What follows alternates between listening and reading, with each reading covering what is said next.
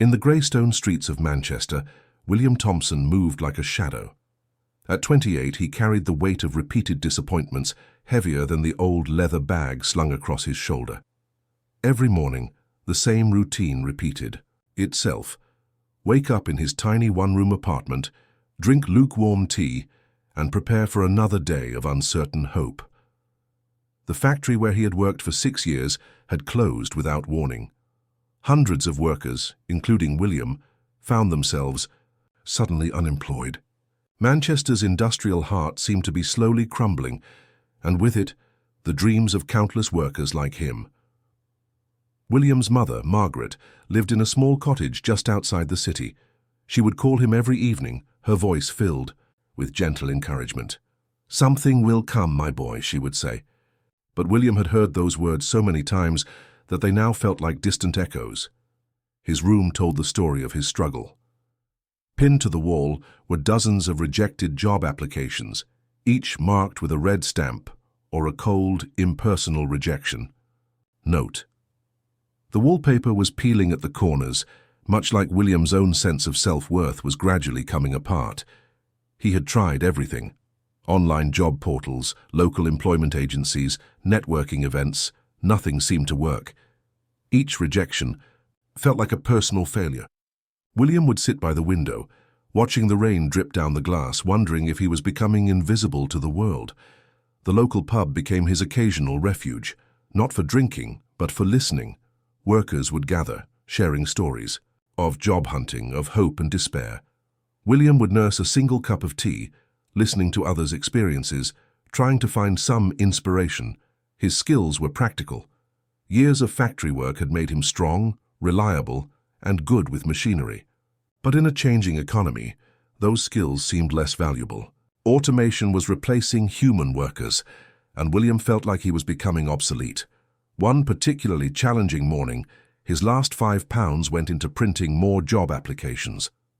The local library's computer room became his second home. He would spend hours searching, applying, hoping. The librarian, an older woman named Helen, would sometimes offer him a sympathetic smile. William's wardrobe was modest: 2 pairs of work trousers, 3 shirts, and a worn-out jacket that had seen better days. He took pride in keeping himself presentable, believing that appearance might just make the difference in a job interview. His friends had slowly drifted away. Some had found work in other cities, others were struggling just like him. Social gatherings became less frequent, and William found himself more isolated. The loneliness was perhaps the hardest challenge. At night, he would dream of his grandfather, who had worked in the same factories for 40 years. Those were different times, William thought. Stability seemed like a forgotten concept now. The world was changing faster than he could adapt. His savings were dwindling. Each bill became a source of anxiety. The electricity, the rent, the basic necessities. Everything seemed like a mountain he might not be able to climb. Yet, something inside him refused to give up. William's smartphone, an old model inherited from his cousin, was his lifeline. Every notification brought a mixture of hope and potential disappointment. Job alerts, email responses, messages from his mother. Each ping was a potential lifeline. He had skills that seemed forgotten: machinery maintenance, basic engineering, team coordination. But in a digital age, these traditional skills felt less relevant. William represented a generation caught between old and new economic realities. As another cold Manchester morning arrived, William prepared himself. Clean shirt, pressed trousers, polished shoes. He would go out again, distribute more applications, attend another job fair. Hope, he had learned, was a muscle that needed constant exercise. Little did William know that on this ordinary day, something extraordinary was about to change his life. The city, with its industrial heritage and resilient spirit, was preparing to offer him an opportunity he could never have imagined. The streets of Manchester whispered with potential, and William Thompson was about to listen. The community centre stood like a beacon of hope in Manchester's working-class neighbourhood. Its brick walls had witnessed countless stories of struggle and resilience. On that particular rainy Tuesday, Elizabeth Parker was sorting through stacks of paperwork, her reading glasses perched carefully on her nose. William had walked past the center countless times, but today something felt different. The persistent rain had soaked through his jacket, and he needed a moment of warmth. Hesitantly, he pushed open the center's door, bringing with him a gust of cold wind and droplets of water. Elizabeth looked up, her eyes immediately catching the mixture of determination and desperation in William's posture. She had seen that look countless times before, a person on the edge of giving up, yet still holding on to a thread of hope. "Can I help you?" she asked, her voice warm and welcoming. William stammered, explaining his situation: months of unemployment, countless job applications, and a growing sense of hopelessness. He wasn't asking for charity, just a chance to prove his worth. Something about William's sincerity struck Elizabeth. The community center had been struggling to connect with unemployed youth, and here was someone who understood their challenges firsthand. She saw more than just a job applicant. She saw a potential bridge between the center's mission and the community's needs. "How are you with young people?" Elizabeth asked suddenly. William looked surprised. He had never considered working with youth before. His experience was in factory work, machinery, practical skills that seemed far removed from mentoring, but Elizabeth saw potential where William saw limitations. She proposed a part-time position helping develop job skills programs for unemployed young adults. The pay was modest, barely enough to cover his basic expenses, but it was an opportunity. William's first workshop was a challenge. Standing in front of a group of restless young people, he felt exposed. But as he began sharing his own experiences of job hunting, something magical happened. The room fell silent. These young adults saw themselves in his story. He didn't offer empty motivational speeches. Instead, he shared practical advice: how to write a compelling resume, how to prepare for interviews, how to maintain hope during rejection. His authenticity was his greatest teaching tool. The community center began to buzz with energy. Young people who had previously felt disconnected started attending workshops regularly. William's approach was different. He wasn't lecturing, he was connecting. He understood their fears because he had lived them. Elizabeth watched with growing satisfaction. What had started as a small opportunity was transforming into something meaningful. William was not just helping young people find jobs. He was helping them rediscover their self-worth. His own journey of transformation had begun. Each workshop made him more confident. He realized that his years of struggle were not a weakness, but a source of strength. His experience was becoming his most valuable qualification. The local newspaper soon picked up the story. "Local unemployed man turns job coach" became a headline that inspired many. William's journey from being jobless to becoming a job mentor became a symbol of hope for the community. Local businesses started taking notice. They began partnering with the community center, seeing the value in William's approach. Job placement. Rates improved. Young adults who had been considered unemployable were finding meaningful work. William's mother, Margaret, couldn't have been more proud.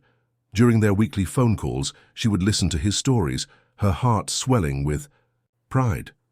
Her son, who had once felt like a failure, was now changing lives. The part-time position slowly evolved. William's responsibilities grew. He wasn't just running workshops, he was developing entire job skill programs. His lived experience became the curriculum, his resilience the core teaching method. As winter approached, William realized something profound had changed. He was no longer defined by his unemployment. He had transformed his biggest challenge into his greatest opportunity. The community center had given him more than a job. It had given him a purpose. The rain outside continued, but inside the community center, hope was brewing. One workshop, one conversation at a time. William Thompson had found his calling, not in spite of his struggles, but because of them.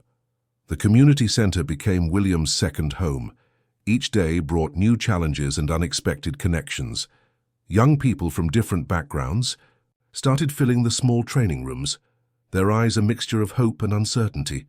Mark, a 17-year-old with a troubled past, was one of the first success stories. He had dropped out of school believing he was destined for nothing. William saw something different in him, raw potential waiting to be discovered. "Your past doesn't define your future," William would tell the groups. His words weren't just motivational speeches.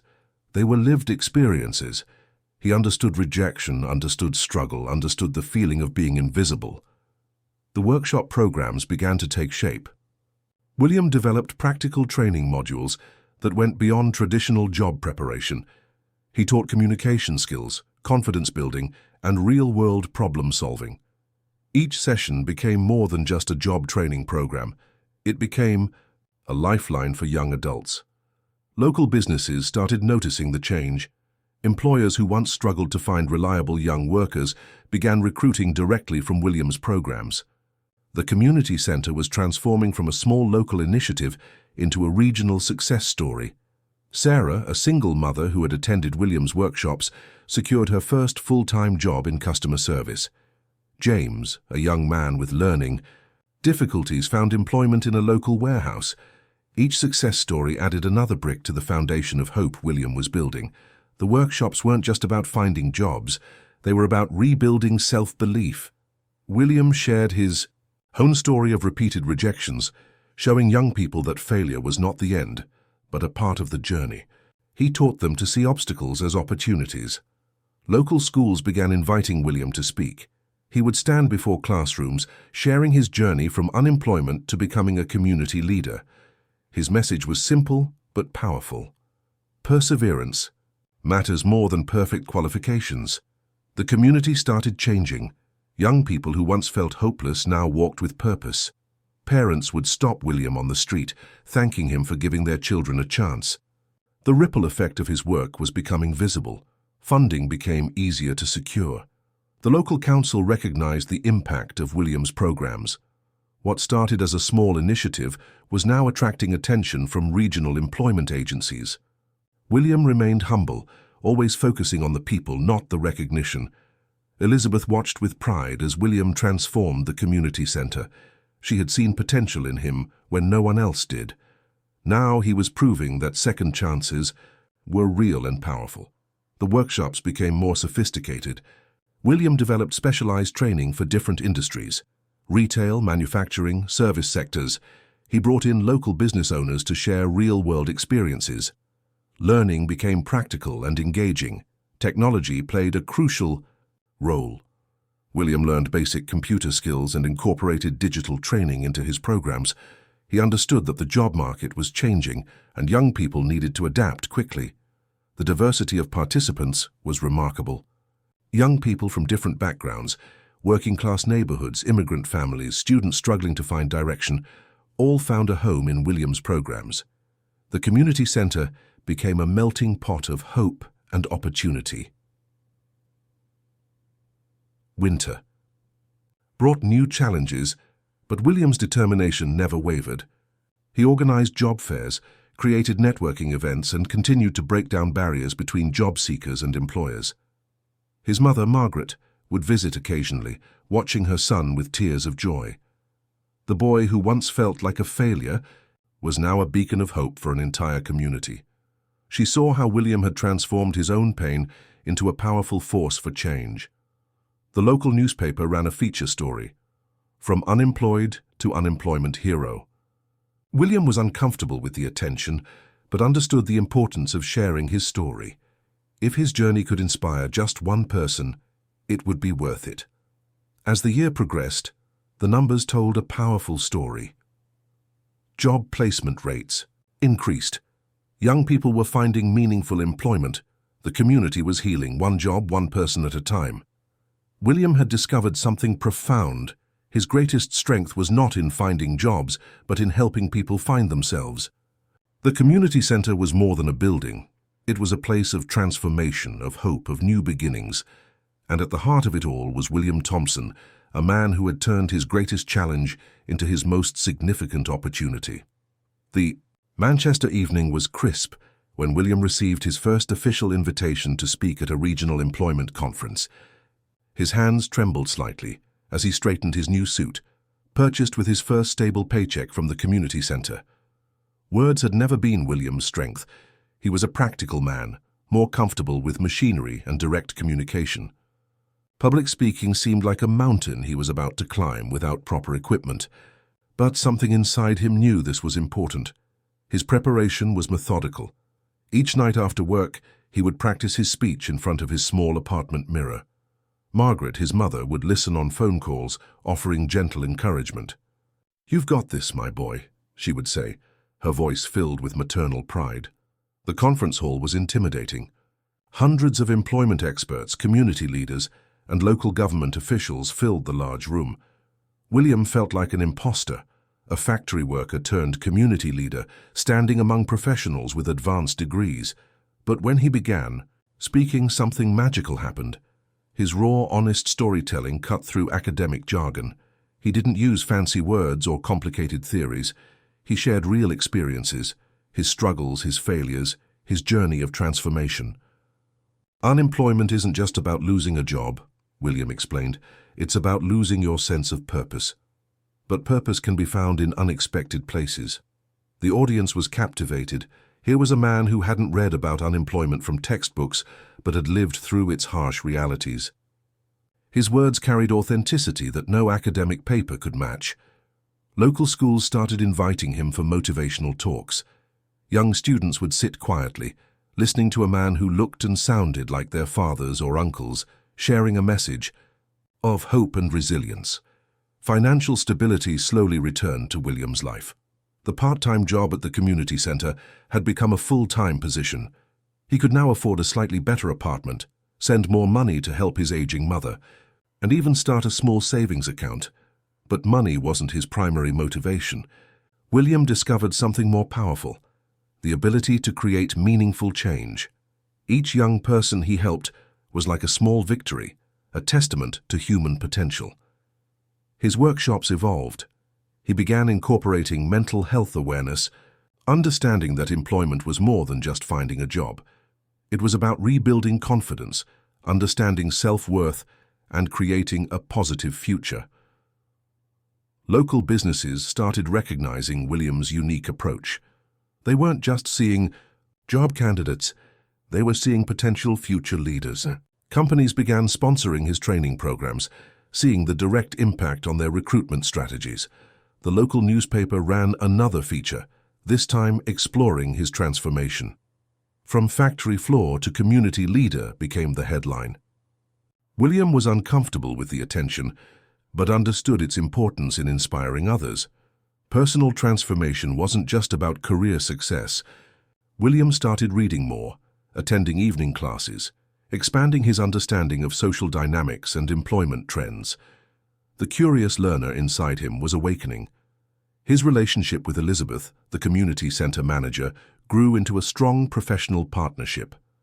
She saw him not just as an employee, but as a visionary who could create real community change. Weekend training sessions became popular.